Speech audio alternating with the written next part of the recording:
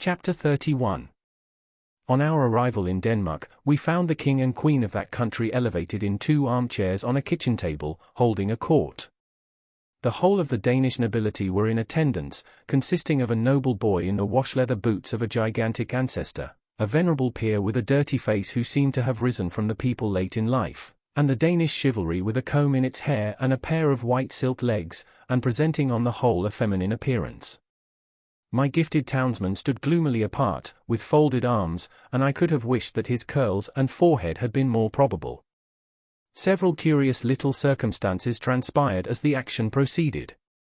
The late king of the country not only appeared to have been troubled with a cough at the time of his decease, but to have taken it with him to the tomb, and to have brought it back. The royal phantom also carried a ghostly manuscript round its truncheon, to which it had the appearance of occasionally referring, and that too, with an air of anxiety and a tendency to lose the place of reference which were suggestive of a state of mortality. It was this, I conceive, which led to the shades being advised by the gallery to turn over. A recommendation which it took extremely ill. It was likewise to be noted of this majestic spirit, that whereas it always appeared with an air of having been out a long time and walked an immense distance, it perceptibly came from a closely contiguous wall. This occasioned its terrors to be received derisively. The Queen of Denmark, a very buxom lady, though no doubt historically brazen, was considered by the public to have too much brass about her, her chin being attached to her diadem by a broad band of that metal, as if she had a gorgeous toothache, her waist being encircled by another, and each of her arms by another, so that she was openly mentioned as the kettledrum. The noble boy in the ancestral boots was inconsistent, representing himself, as it were in one breath, as an able seaman, a strolling actor, a gravedigger, a clergyman, and a person of the utmost importance at a court fencing match, on the authority of whose practiced eye and nice discrimination the finest strokes were judged. This gradually led to a want of toleration for him, and even, on his being detected in holy orders, and declining to perform the funeral service, to the general indignation taking the form of nuts. Lastly, Ophelia was a prey to such slow musical madness, that when, in course of time, she had taken off her white muslin scarf, folded it up, and buried it, a sulky man who had been long cooling his impatient nose against an iron bar in the front row of the gallery, growled, "Now the baby's put to bed, let's have supper." Which, to say the least of it, was out of keeping. Upon my unfortunate townsman all these incidents accumulated with playful effect. Whenever that undecided prince had to ask a question or state a doubt, the public helped him out with it.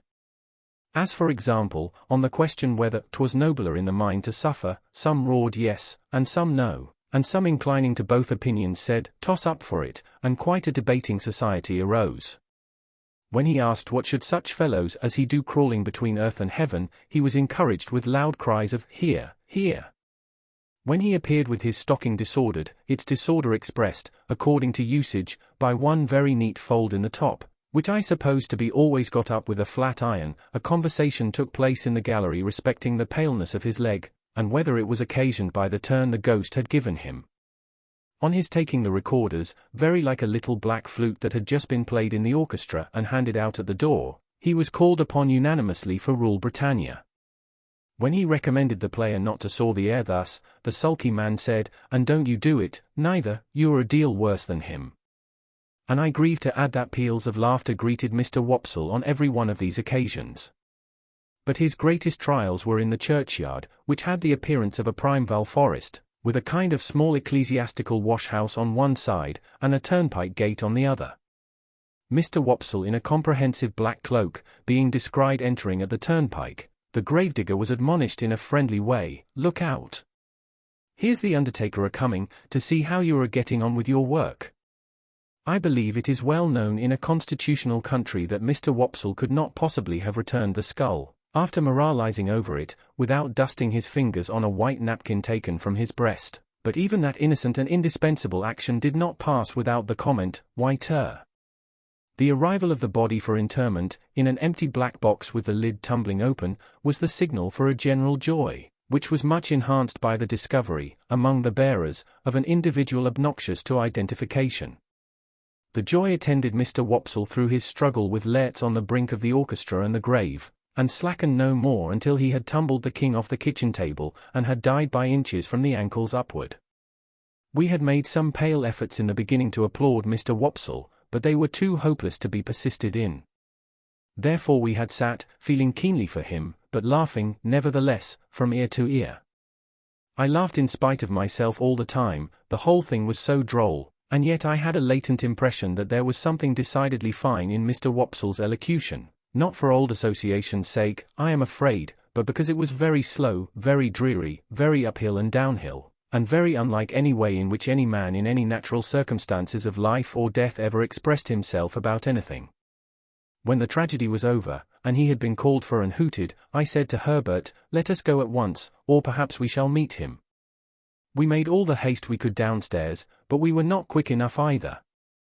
Standing at the door was a Jewish man with an unnatural heavy smear of eyebrow, who caught my eyes as we advanced, and said, when we came up with him, "Mr. Pip and friend?" Identity of Mr. Pip and friend confessed. "Mr. Waldengarver," said the man, "would be glad to have the honor." "Waldengarver?" I repeated, when Herbert murmured in my ear, "Probably Wopsle." "Oh," said I, "yes." "Shall we follow you?" "A few steps, please." When we were in a side alley, he turned and asked, "How did you think he looked?" I dressed him. I don't know what he had looked like, except a funeral, with the addition of a large Danish sun or star hanging round his neck by a blue ribbon, that had given him the appearance of being insured in some extraordinary fire office. But I said he had looked very nice. "When he come to the grave," said our conductor, "he showed his cloak beautiful. But, judging from the wing, it looked to me that when he see the ghost in the Queen's apartment, he might have made more of his stockings." I modestly assented, and we all fell through a little dirty swing door, into a sort of hot packing case immediately behind it. Here Mr. Wopsle was divesting himself of his Danish garments, and here there was just room for us to look at him over one another's shoulders, by keeping the packing case door, or lid, wide open. "Gentlemen," said Mr. Wopsle, "I am proud to see you. I hope, Mr. Pip, you will excuse my sending round. I had the happiness to know you in former times, and the drama has ever had a claim which has ever been acknowledged, on the noble and the affluent." Meanwhile, Mr. Waldengarver, in a frightful perspiration, was trying to get himself out of his princely sables. "Skin the stockings off Mr. Waldengarver," said the owner of that property, "or you'll bust M. Bust M, and you'll bust 35 shillings. Shakespeare never was complimented with a finer pair. Keep quiet in your chair now, and leave M to me." With that, he went upon his knees, and began to flay his victim, who, on the first stocking coming off, would certainly have fallen over backward with his chair, but for there being no room to fall anyhow. I had been afraid until then to say a word about the play. But then, Mr. Waldengarver looked up at us complacently, and said, "Gentlemen, how did it seem to you, to go, in front?" Herbert said from behind, at the same time poking me, "Capitally." So I said, "Capitally."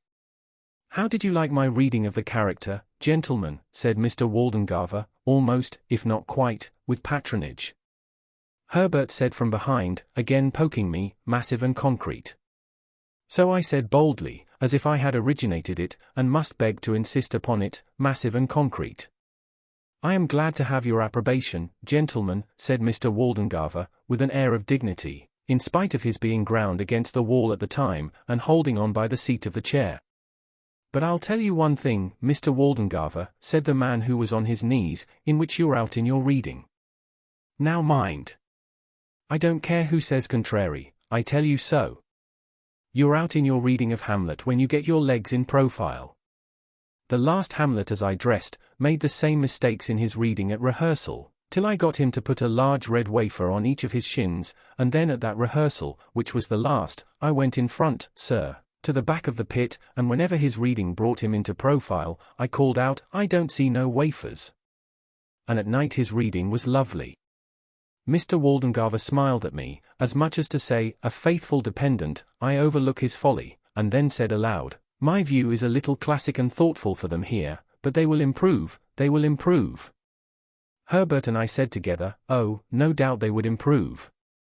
"Did you observe, gentlemen," said Mr. Waldengarver, "that there was a man in the gallery who endeavored to cast derision on the service, I mean, the representation?" We basely replied that we rather thought we had noticed such a man. I added, he was drunk, no doubt. Oh dear no, sir, said Mr. Wopsle, not drunk. His employer would see to that, sir. His employer would not allow him to be drunk. You know his employer, said I. Mr. Wopsle shut his eyes, and opened them again, performing both ceremonies very slowly. You must have observed, gentlemen, said he, an ignorant and a blatant ass, with a rasping throat and a countenance expressive of low malignity, who went through, I will not say sustained, the role, if I may use a French expression, of Claudius, King of Denmark. That is his employer, gentlemen. Such is the profession. Without distinctly knowing whether I should have been more sorry for Mr. Wopsle if he had been in despair, I was so sorry for him as it was, that I took the opportunity of his turning round to have his braces put on, which jostled us out at the doorway, to ask Herbert what he thought of having him home to supper. Herbert said he thought it would be kind to do so, therefore I invited him, and he went to Barnard's with us, wrapped up to the eyes, and we did our best for him, and he sat until 2 o'clock in the morning, reviewing his success and developing his plans. I forget in detail what they were, but I have a general recollection that he was to begin with reviving the drama, and to end with crushing it, inasmuch as his decease would leave it utterly bereft and without a chance or hope. Miserably I went to bed after all, and miserably thought of Estella, and miserably dreamed that my expectations were all cancelled, and that I had to give my hand in marriage to Herbert's Clara, or play Hamlet to Miss Havisham's ghost, before 20,000 people, without knowing 20 words of it.